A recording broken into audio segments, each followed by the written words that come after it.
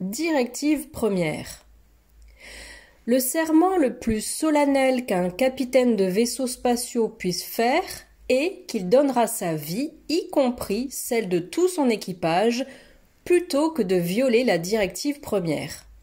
La directive première s'applique immédiatement à toutes les cultures de n'importe quelle planète qui n'ont pas encore atteint la capacité de saut dans l'hyperespace.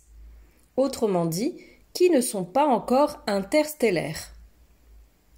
Cette directive se trouve dans les statuts de la Fédération, chapitre 1, article 2, paragraphe 7, qui stipule que rien dans ces articles n'autorise la Fédération des planètes unies à intervenir dans des affaires qui relèvent essentiellement de la compétence interne de n'importe quel autre système social planétaire ou n'exige des membres qu'ils soumettent de telles affaires à un règlement en vertu des présents articles de la Fédération. Mais ce principe ne doit pas porter atteinte à l'application des mesures coercitives prévues au chapitre 6.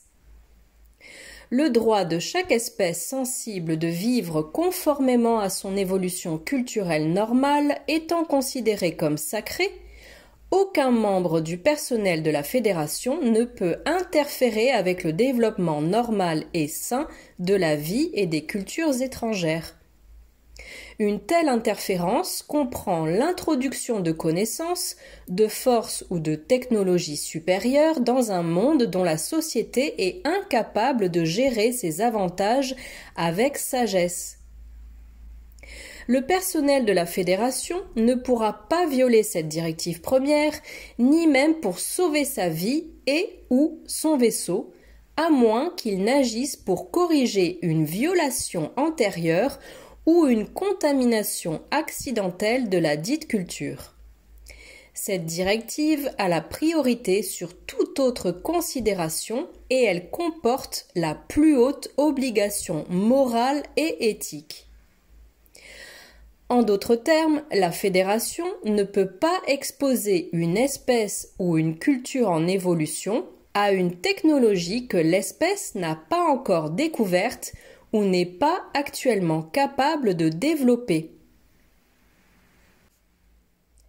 Il est interdit d'entrer en contact ou d'interférer avec des races mineures à moins qu'elles ne soient menacées par une source extérieure.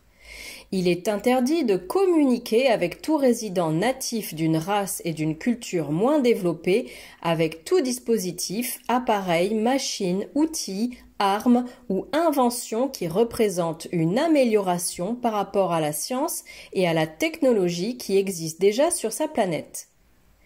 Il est interdit de montrer aux membres de n'importe quelle race ou culture moins développée tout type de preuves démontrant l'existence de la Fédération des planètes unies et de ses membres, y compris toute machinerie technologique et tout gadget de toutes sortes, qu'ils existent déjà ou qu'ils soient sur le point de se développer dans le futur, appartenant aux membres de la Fédération.